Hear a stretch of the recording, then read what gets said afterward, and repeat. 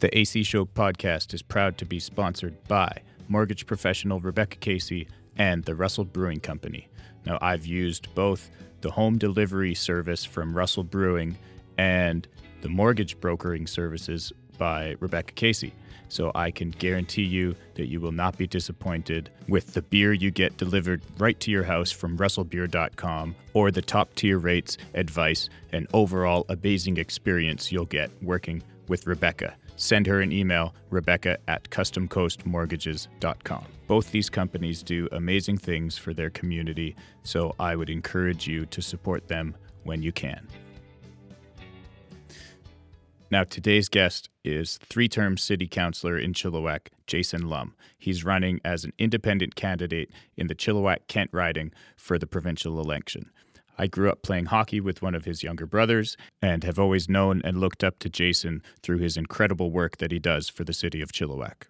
Without hesitation, he jumped at the chance to do this podcast with me, which further proves his commitment and love for this community. So I strongly urge all of you in the Chilliwack-Kent area to listen through this episode, click around on Jason's website, or contact him to chat before casting your vote. For more information on Jason, just head to his website, jasonlum.ca, and enjoy this episode and share it with your friends. Andrew Christopher, your host. It's the Andrew Christopher Show. But really we call it the AC Show. Yeah, we really call it the AC Show.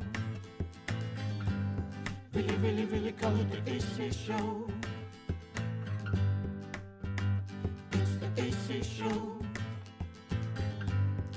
AC Show with AC, your host. Check it out. Oh, hey, everybody. Welcome to the Andrew Christopher Show. Here with a very special guest. I'm stoked to have Mr. Jason Lum joining us today. Jason, how you doing? I'm doing great. That's kind of like a Flight of the Conchords vibe there, that intro there. I love it. I'm keeping a tally, and you are now the sixth person to reference Am I? the including my last guest, Steve Clegg. He said, "Oh, that sounds like Flight of the Conchords." It's probably getting annoying to you now. It sounds like Andrew Christopher. That's who it sounds like. There we go.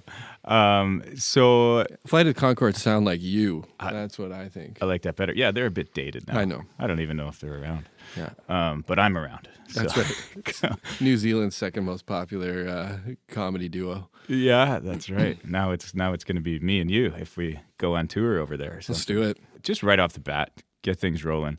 Why the hell would you decide to go into politics as such a young man with so many bright days ahead of you and stress-free living? But you chose to go into the world of politics. Where did this come from? What really got it going for you?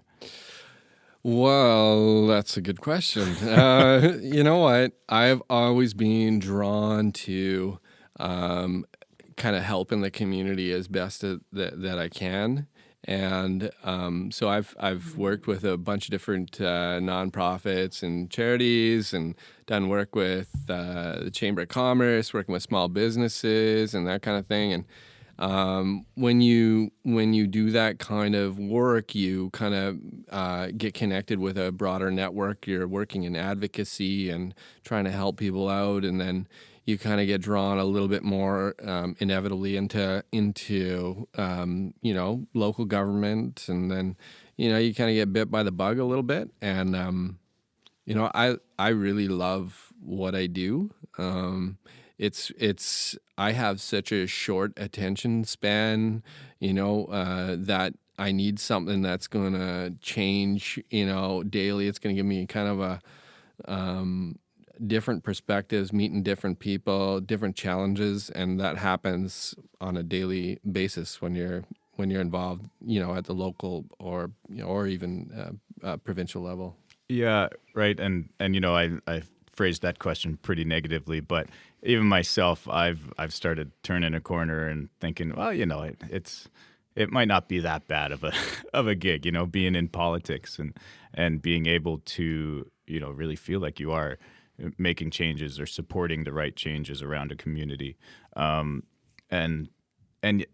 maybe it's part of becoming a homeowner and all this, and really putting my roots down in somewhere like Chilliwack, that I really admire people like you now who can do that work. And it's it can't be easy, but it's very important. And if you've got the heart for it, then all the power to you. I think there's got to be its pros and cons, and a lot of time. I would think time away from the family, and you've got a little one now, so it's got to be a bit trying in that sense. But I'm glad to see that didn't dissuade you from doing this and running in this election.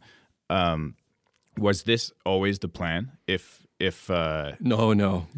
If this was always the plan, I would be way, way better prepared. My campaign manager is going to murder me now. But because this was a snap election, that's what they call it, right? Absolutely, yeah. And so it was your decision, a snap decision? It was, you know what? There's an opportunity right now that will probably never come along again in my lifetime. The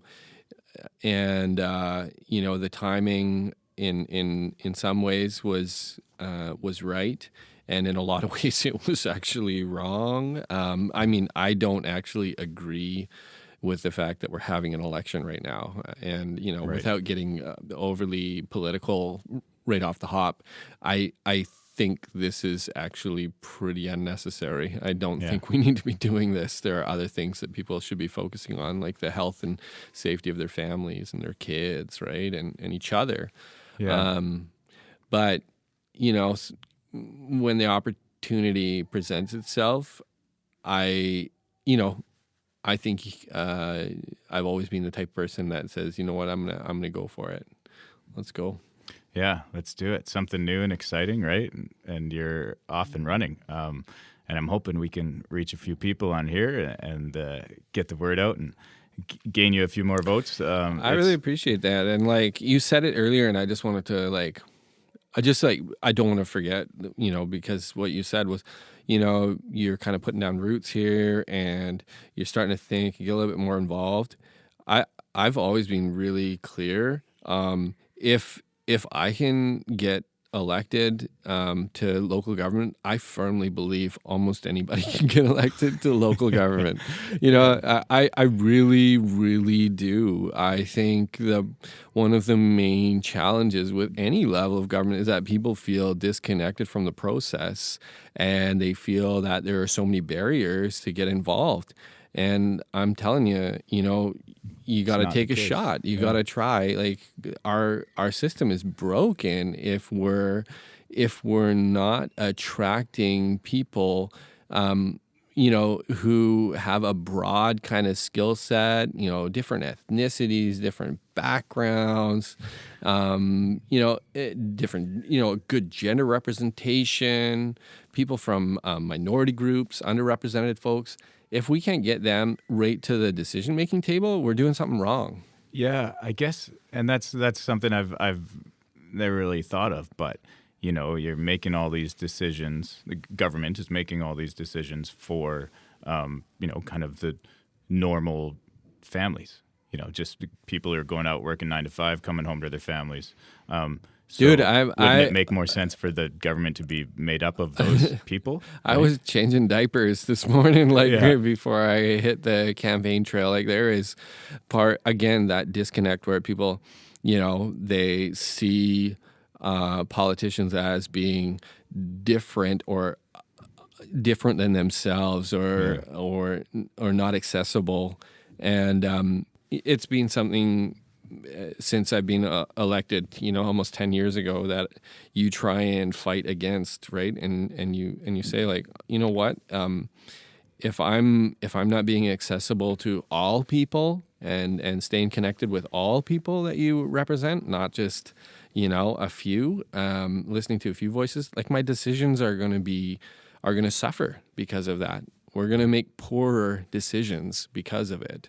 And if you're trying to formulate public policy, what's going to be in the good for the broadest amount of people, and you're not connected or listening to, or people don't feel comfortable in bringing some of those issues and concerns to you, then we're going to make we're going to make bad decisions.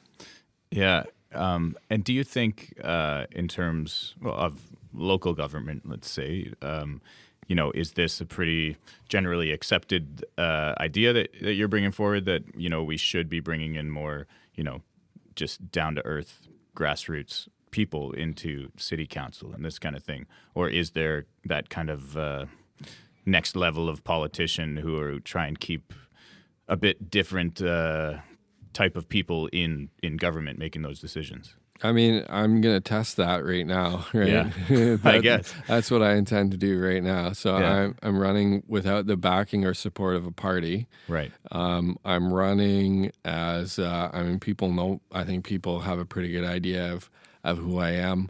I think, I hope I've done a pretty good job of being accessible. And, you have to understand a couple of things, or I try to understand a couple of things, or believe in a couple of things. And the one thing that I always try and remind myself is, number one, that politicians all have a best before date, and I think you try and do your best work with the time that you have, realizing that it's just not, I don't think it's a good thing to be a career politician forever and ever. So I'm going to do the best with the time that I have right now, and give, this is my public service, and give back as much as I can with the time that I have.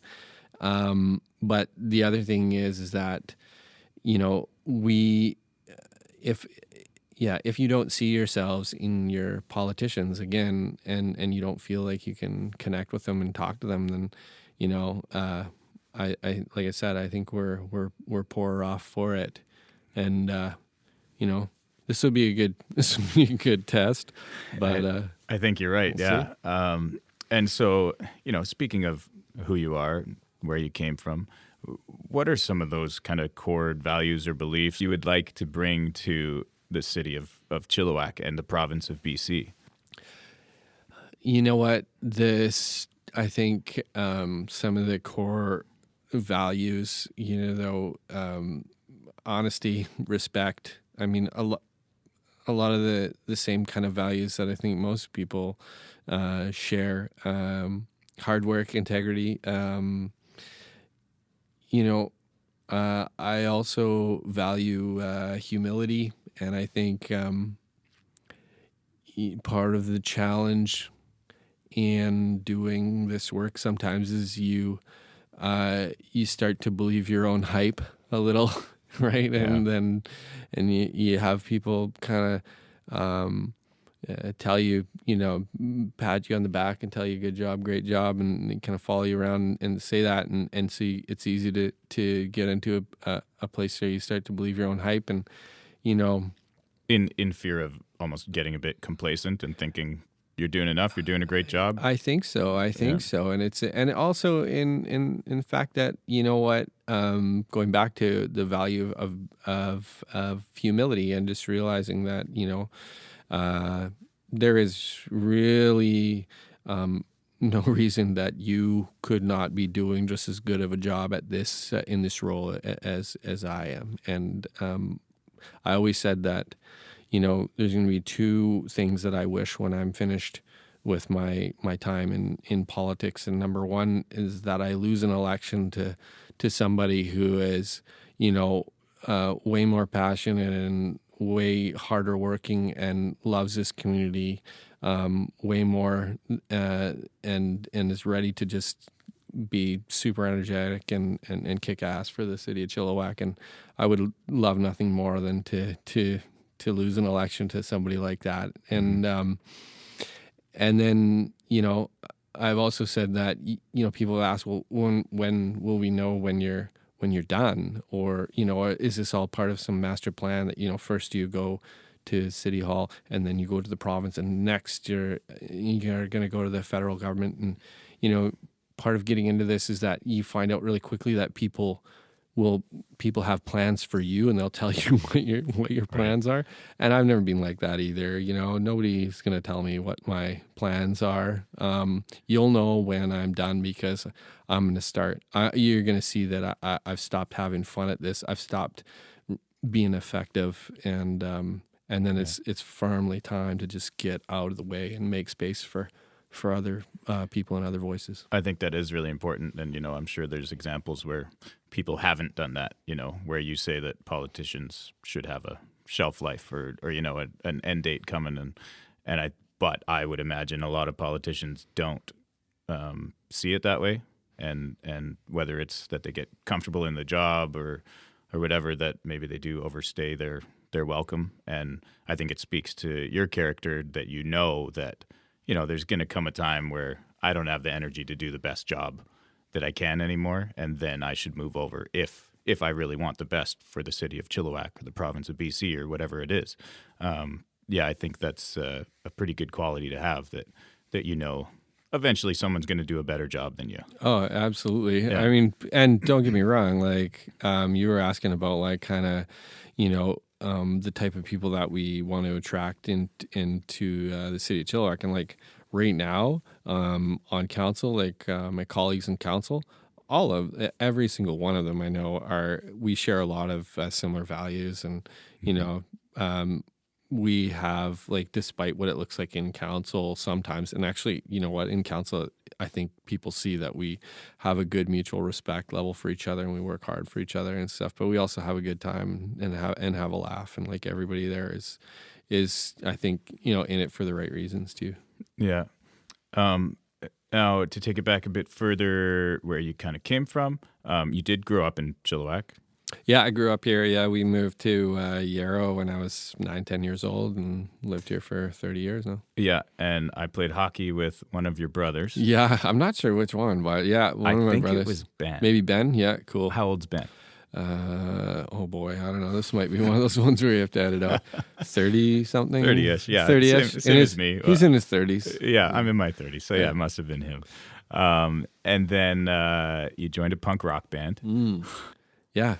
I love music. We played I played lots of music with people. I think it's important, man. Music, both learning music and listening to music. I don't know which I would say is more important. If you can expose yourself to some different types of music, just listening wise, I think it does a lot for your brain. But obviously, learning how to play an instrument or write music, that it really develops a different part of your brain, and I'm sure that's part of what led you into different business ventures and politics and kind of helping you have a bit more of an open-minded view on things. So are you still playing a bit? A little Practicing bit, just a little bit at home, yeah. But you know what?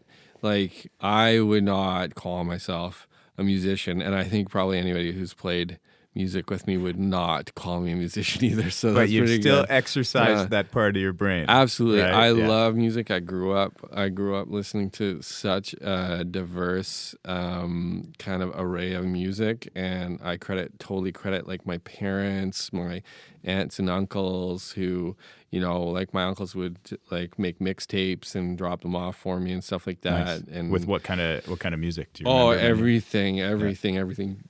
I'd get mixtapes of like Run DMC, and then I'd get like mixtapes with like James Brown and like Sinead O'Connor, and then I'd get like mixtapes with the Talking Heads and I don't know, DOA. Yeah, and so you'd throw them in your Walkman and hop on your bike and cruise around Yarrow. Absolutely, yeah. What just popped in my head? What are some of your fondest memories living in Yarrow? Like as a kid, what were some of your go-to activities? Because it's such an open field of wonder, and near rivers, mountains, lakes, whatever. Oh man, I remember when we moved, because we moved from we lived in Clearbrook, and then we moved. And I was so sad. I was sure like life was over, and like I was doing all this kind of weird. So I'm really opening up here. This is big. This is deep. This is what it's deep for. Here, yeah. buddy. I was like doing things like I was like collecting rocks from the house that we were moving from, like putting them in like a Ziploc bag so I could like remember the place and stuff like that. There's no way they're gonna have rocks like this in Yarrow. I gotta bring some. I never said I was a super smart kid, but and then we moved to Yarrow, and I was like, just like chuck those rocks away. I was like, oh man, this place is amazing. There's like a like my backyard swimming pool was the Veta River, Nice. and like we would just hop on our bikes and tear around, and it sounds super cliche or whatever, like the good old days and stuff like that. Yeah. But full on, like kids are still doing it now. Like you're just out tearing around on your bike, riding up on the dike, like going swimming in the river, up onto the mountain. Like just it's paradise. I'll they're gonna bury me here. I love this place. So It's a pretty special area of the world, not just in Canada, not just in BC, but it's amazing, and I'm so glad that I got back here. I was living in White Rock, beautiful in its own right, but yeah, this place has always had my heart. So growing up in Yarrow, just being a kid, what got you kind of into the more entrepreneurial side of things, where you opened up your own business eventually, right? this is good. This is gonna win me all the free enterprise voters here in Chilliwack right now. Yeah. So. This is what what got me into it. I used to tie a lawnmower onto the back of my bike, and on a string, and I would drag a lawnmower around the neighborhood and like offer to mow people's lawns. And I got one of like an old dot matrix printer, and I printed up cards. I was the CEO of my own lawn mowing business. I would hand them out. Lum Enterprises. Thus began Lum Enterprises. Yeah, I would hand them out to people and stuff like that. And, where it came from is that, on both sides of my family, always kind of like a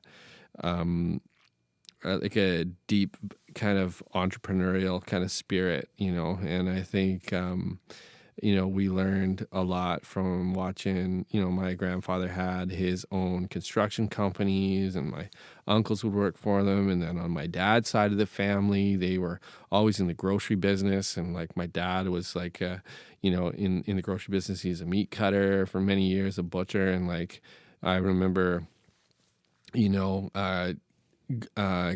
up early and like going into Fort Langley where he worked, and like, he'd teach me how to like wrap meat on the in the butcher shop and stuff like that. And so and then after that, working in the produce department at IGA and stuff like that. So we always, I think like all my brothers and sisters too, we kind of had a little bit of an entrepreneurial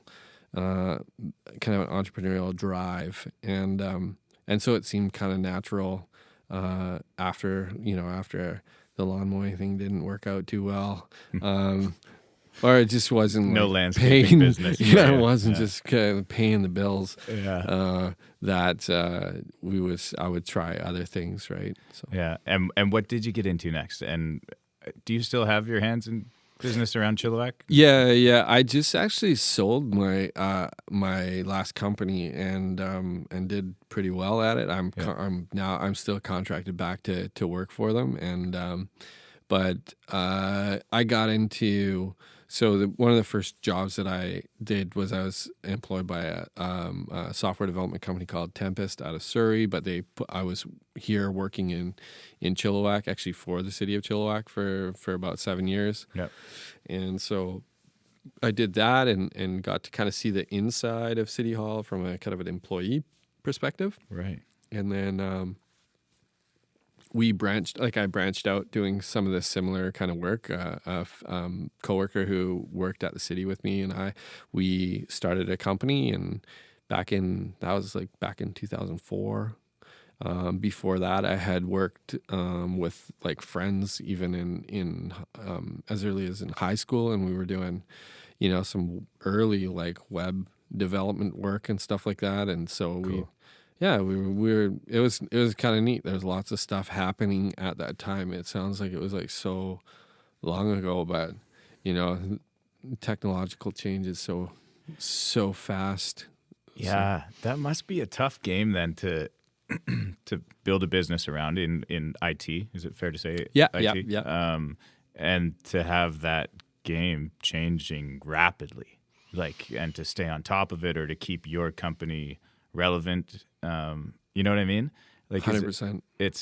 and so your company must have changed a ton through the last 15 years. If you said 2004, Yeah, it's that the industry, that sector evolves. Not even daily, it evolves hourly sometimes, and so the time, part of being an entrepreneur is to understand when the right time to get out is. And, for me, the right time to get out was when I started seeing employees and the people who were working with me were like far, far, far ahead and more advanced, in some of the new software and innovation technology and stuff that was coming out. And, I've done this for a long time. I think, I started in this business when I was 19. And so it's also, again, going back to shifting kind of priorities and learning about, different stuff. And I think, when I could see that, it's not that my heart wasn't in it, but when I could see that, I was, less interested in kind of the groundbreaking kind of different trends and new stuff. And I could see that like some, the employees that were working with me were like way, way into it and like really excited about it. It was time to step back and step out a little bit.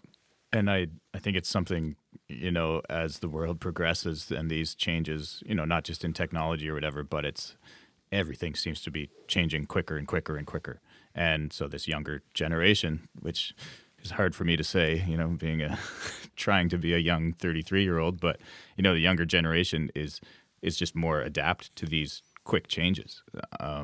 And so, as you said, they're coming up behind us and they're like, oh, okay, we got it. We're used to things changing this quickly. Whereas, you and I, when we were growing up, it was a bit more stable, and then everything really started taking off.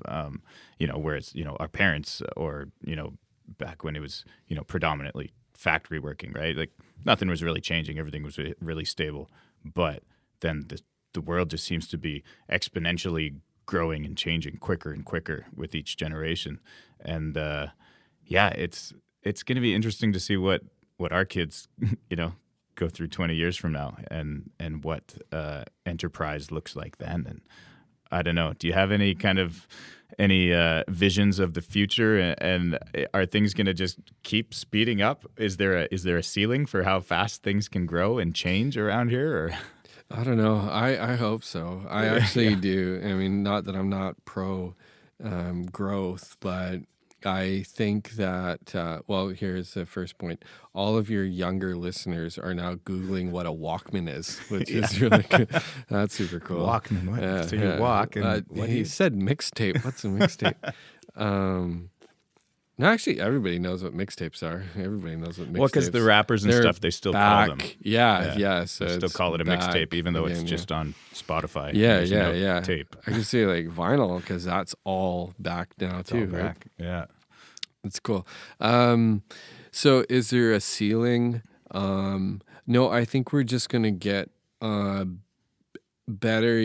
We're going to get better used to managing the technology and the software and the new realm of communication that we live in right now.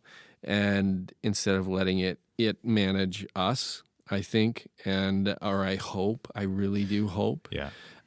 Because what I see right now is that there were kind of a couple of generations, kind of younger than I am, and younger than you are, and it sounds like from when I talk to some of them is that yes, they grew up with, younger folks grew up with this technology being commonplace, but they also are getting a better understanding of what the technology is doing in terms of, the different, I guess, marketing algorithms that they're subject to, and, what it actually means, I mean, I don't go too much down the rabbit hole, but I really think, people are getting a better handle on how to manage the technology and and instead of just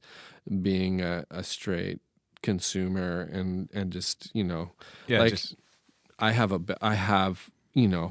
when I look at stuff or when I'm using a lot of the technology, I'm not necessarily looking at it with as critical of an eye as some of the younger folks that I talk to.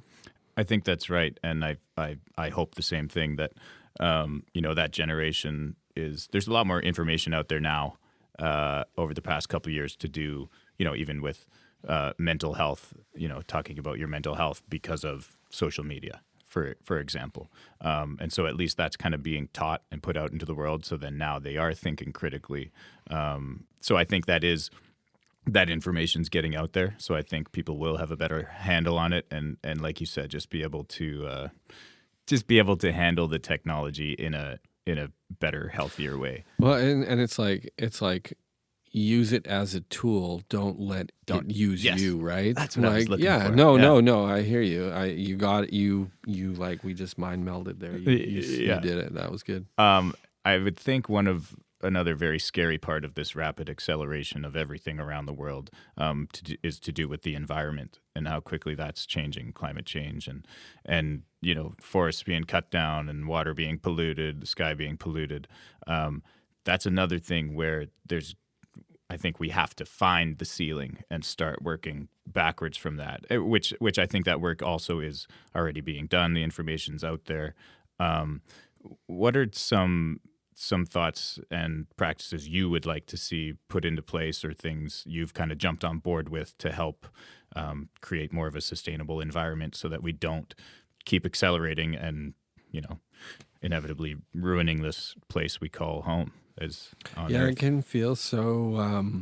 It can feel so daunting, and it can get so easy to be overwhelmed when you think or when you read about the kind of distress that our environment is currently in, and I also think that when you kind of succumb to that negativity, it can be really easy to just tune out and turn off and feel like no matter what I do, um, things are too far gone. I'm not going to be able to make a difference. And I think, the best thing that we can do is to look inward and to try to, make those incremental changes in ourselves and in our own families and then in our communities and in our neighborhoods, and then see some successes, right? Start to see some of those successes and start to push back against that negativity.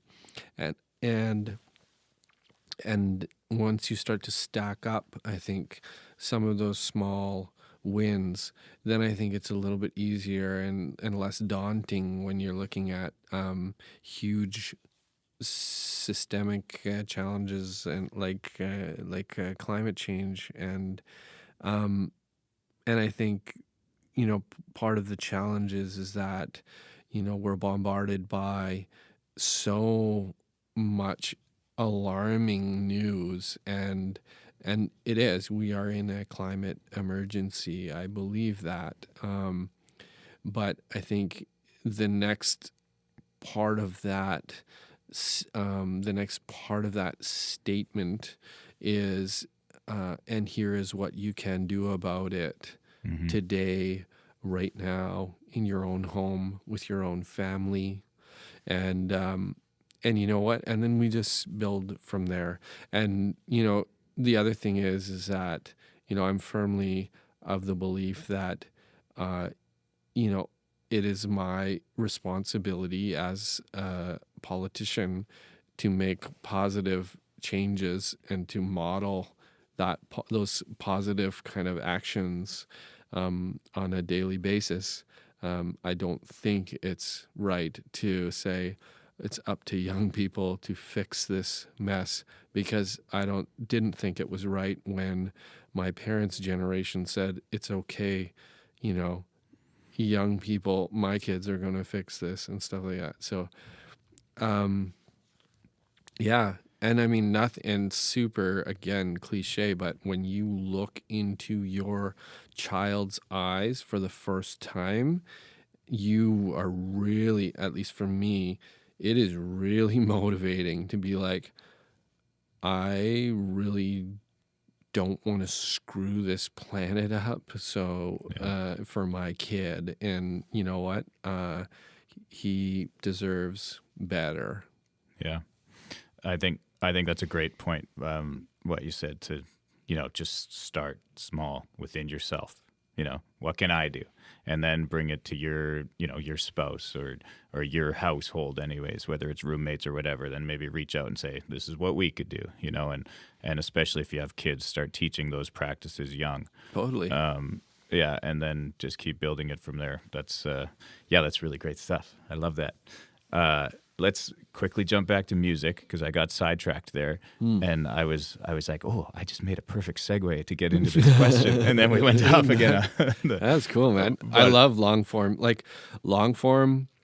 interviews, podcasts. Yeah, they're like, this is my jam. Like, I am so bad at people are like, you got to stay on this message. You got to just say this. Like, don't do that. I will just do the opposite. You've got a minute and a half to talk about this. Exactly. And then you've got 2 minutes to talk about this. And then wrap it up. I'll get a minute and like 28 seconds into something and realize I haven't said anything of what I was supposed to say. So this is like best. This is long form. Eventually it all ties in together, and it's a beautiful. It's the only way people can actually truly get to know one another, right? Like, take the time. We have such short attention spans, and like everything's got to be spoon fed in 30-second sound bites and stuff like that. People are tired of that shit. It is, man. And I'm very well aware that, I'm probably not going to make a career out of being a podcast host or whatever. And if it gets to that next level, great. But, one of the things I'm really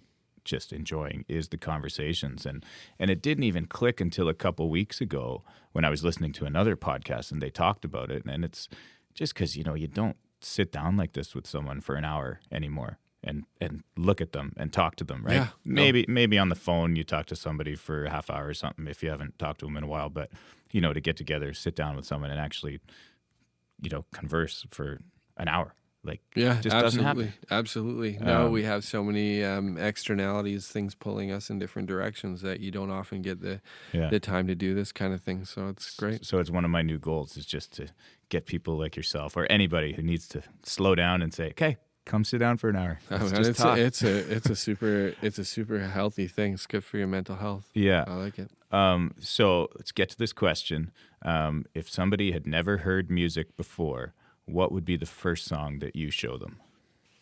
And I'd like to think this is like one of the hardest hitting questions you've had over the past couple weeks. This is the hardest hitting question that I've ever had. You know what? I was like going back and forth on this, and then I was like, this was the song that had I gone back and my wife Sheila and I, had we redone our wedding song, I would have maybe chosen this song. I would have put it forward, and that would be This Must Be the Place by the Talking Heads. That's awesome. I'm going to pull it up here and we'll play it. David Byrne is a master, and people are just rolling their eyes right now. They're like, oh my God.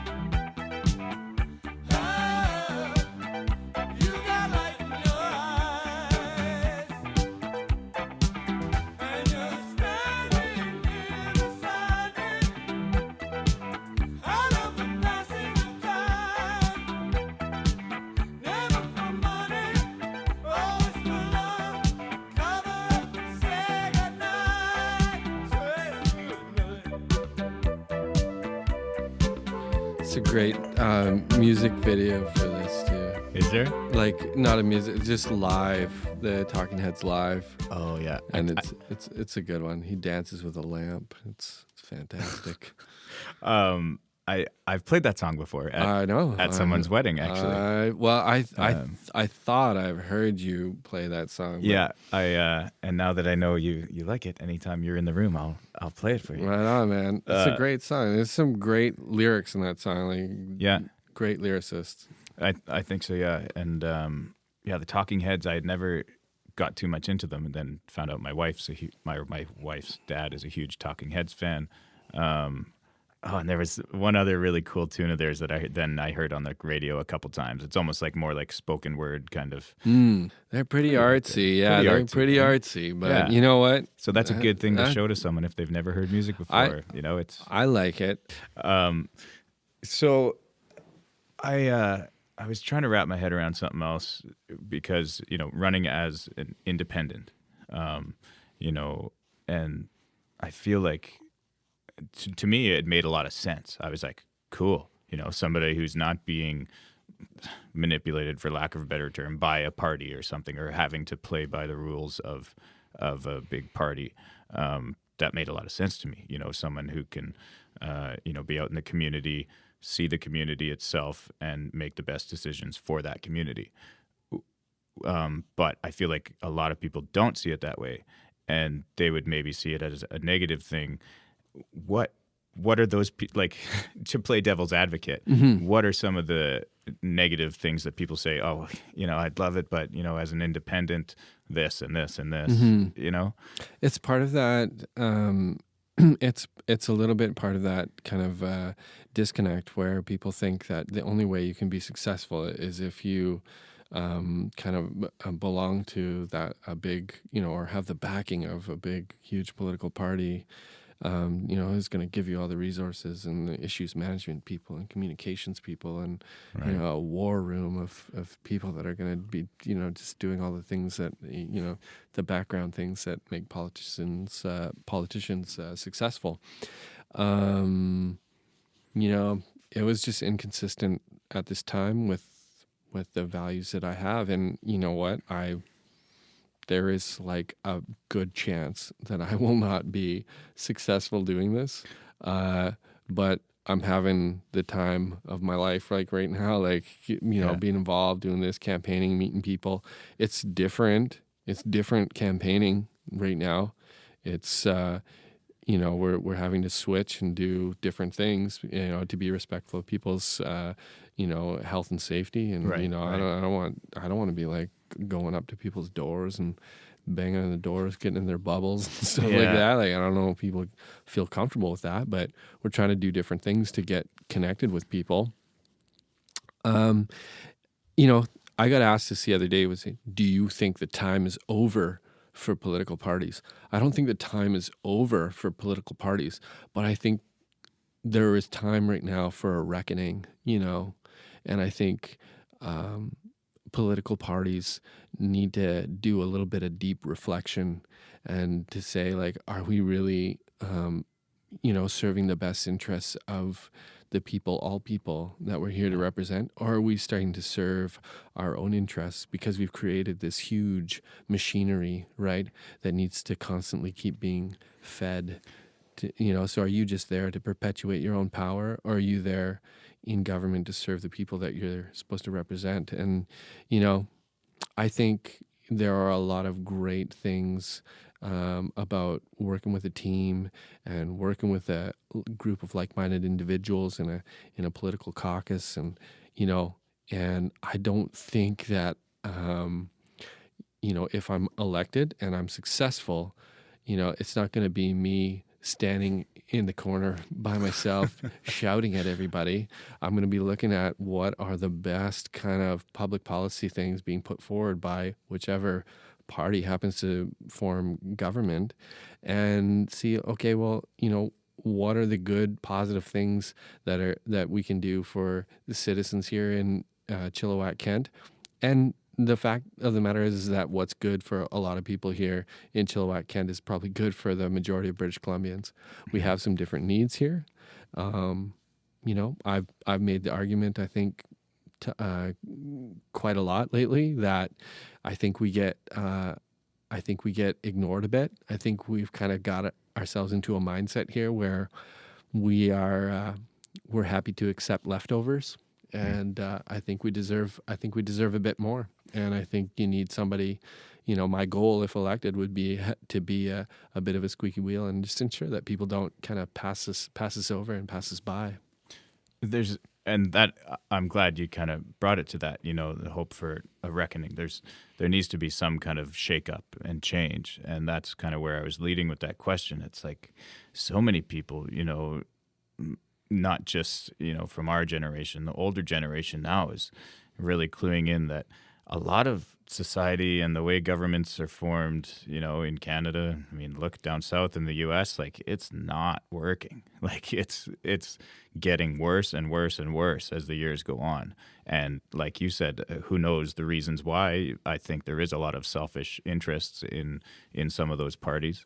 And so these people are cluing into that, and they're like, okay, we need a change. We need something's got to give here. And to me, I'm like, well, someone running as an independent, that's a big change. Then, if you get to know this guy and what he stands for, if that aligns with you, then vote for him, put him in there, and then he doesn't have to answer to these big political parties.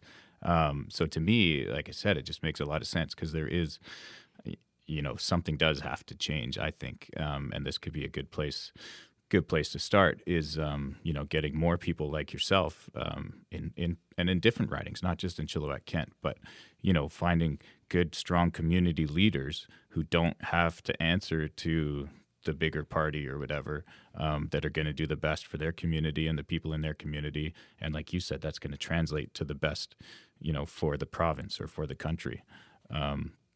I hope so. And maybe that's, a really super simplified or naive kind of thinking and stuff. But,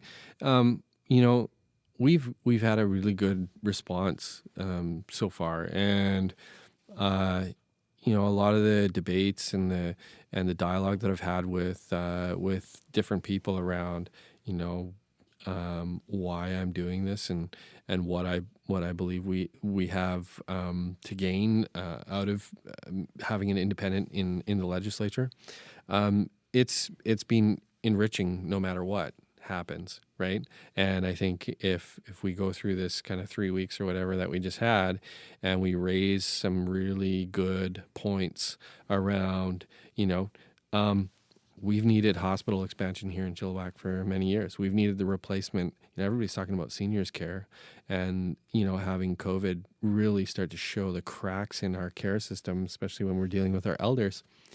And yet I've seen no real tangible investments in the replacement of the Bradley Care Center. So if you're a proponent of public health, public seniors care, publicly owned seniors care, we need to replace the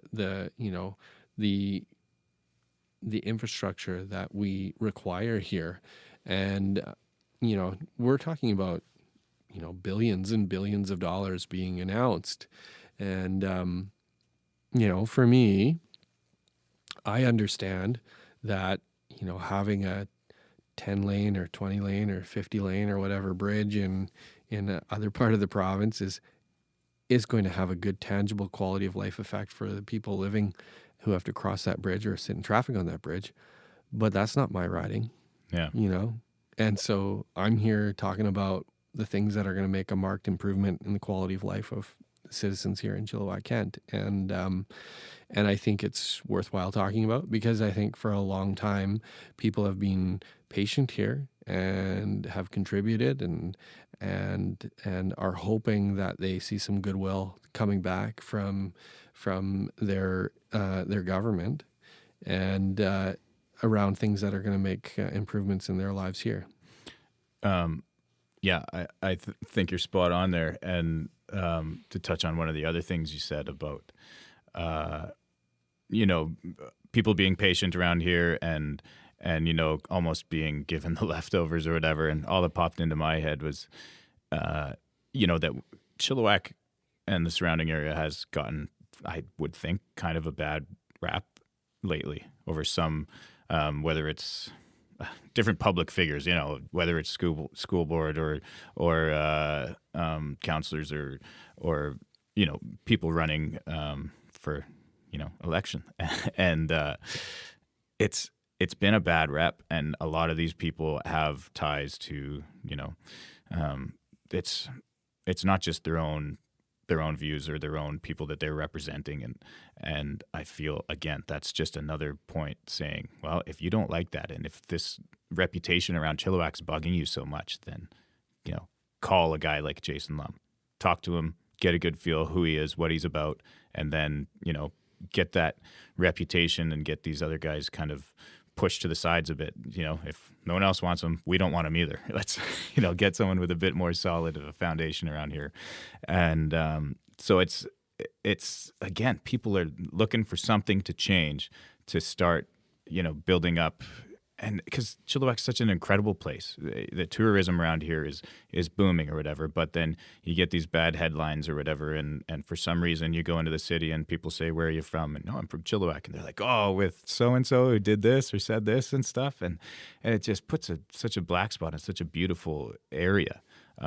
So again, just to have someone like yourself who could step up and really be the shining light that Chilliwack, kind of needs to show people what Chilliwack's really about.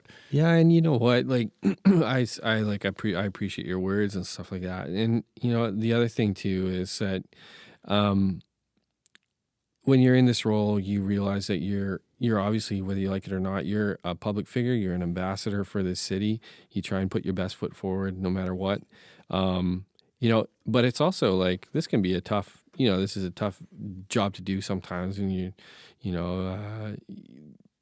as a politician, number one, people are less forgiving for you to screw up, and if you apologize, it's a sign of weakness. And I've tried to never be like that. There are so many times when I wish that I either said something or had some kind of snappy remark and I didn't, or called somebody or took them to task or did something like that. And you know what? Every day you're learning as well. There's no real school for this. Nobody just sits down and says, okay, now you're in politician school. Here's all the things you have to do. But I think you try and learn a little bit by example, and and then it's trial by error as well, and unfortunately in this job there's not a ton of room for error, and that's the other thing, is that you talk about people having this kind of idea about what Chilliwack is, and we're a growing community. We're experiencing some change in the community, in the demographic, and the different people that are here, and the expectations that they have for their leadership. And then there's also a whole bunch of people here who have more traditional views. And you know what? As an MLA, whether you're independent or not, or serving a party, you're also here, or first and foremost, you're here to serve the people, but all the people, right? You're serving all the people.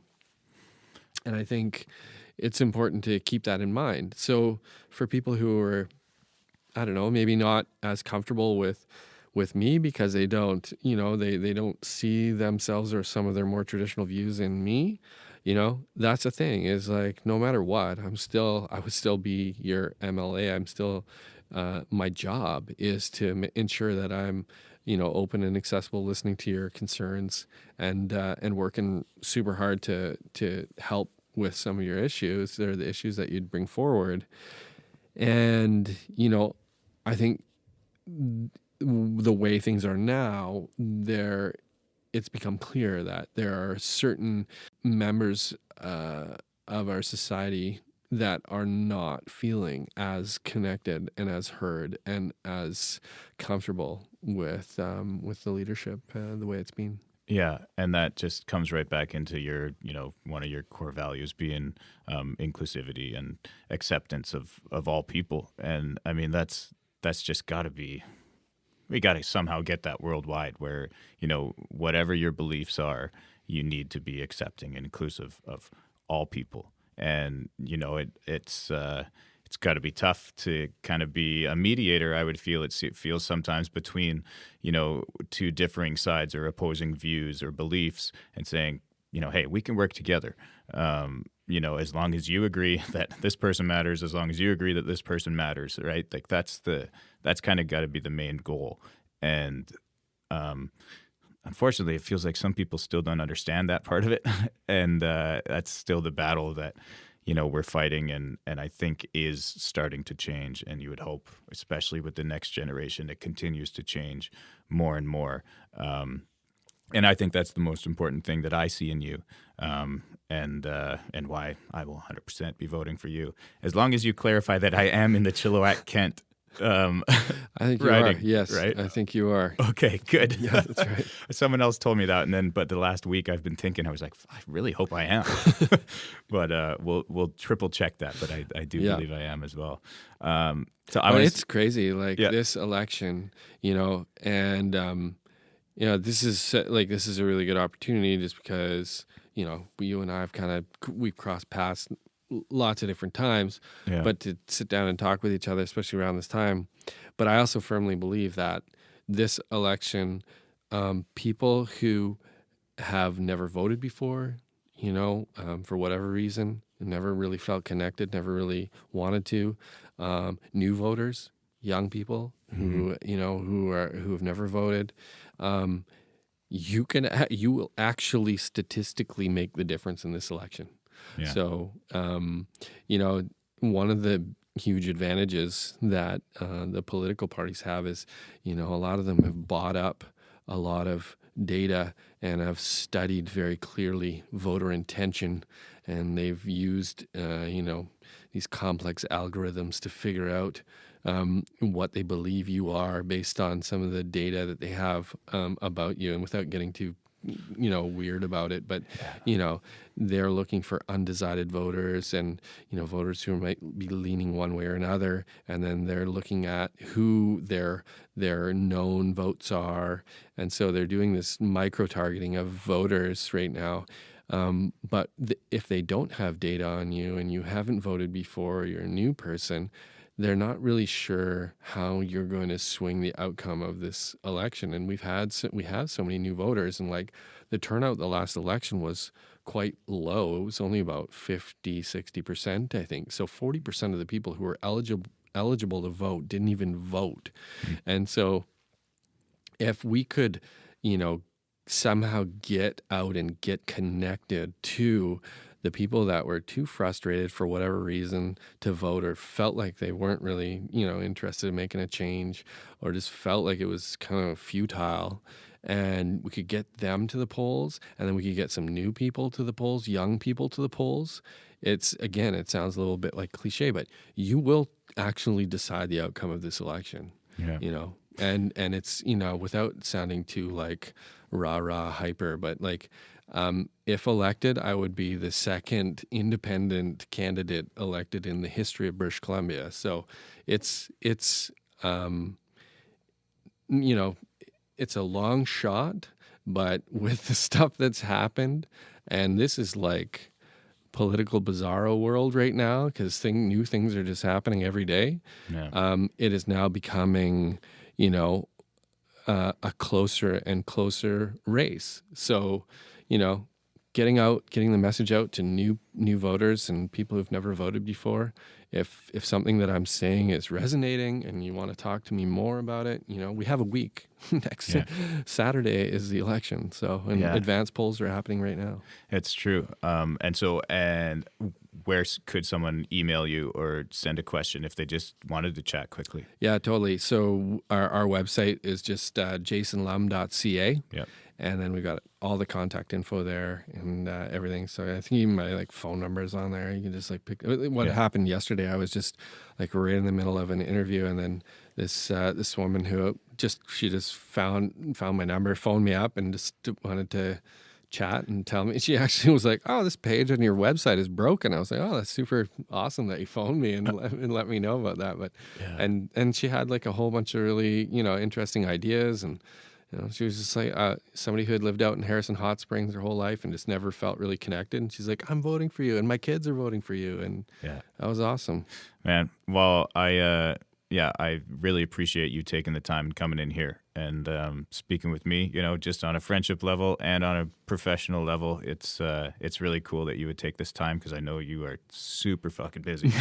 It's crazy right now, especially like we're getting down into it, but this is such good. It's good for the soul, man. I like it. So good. I'm glad you had me. Thank you. Cheers, man. And we'll catch up some more pretty soon, and hopefully celebrate.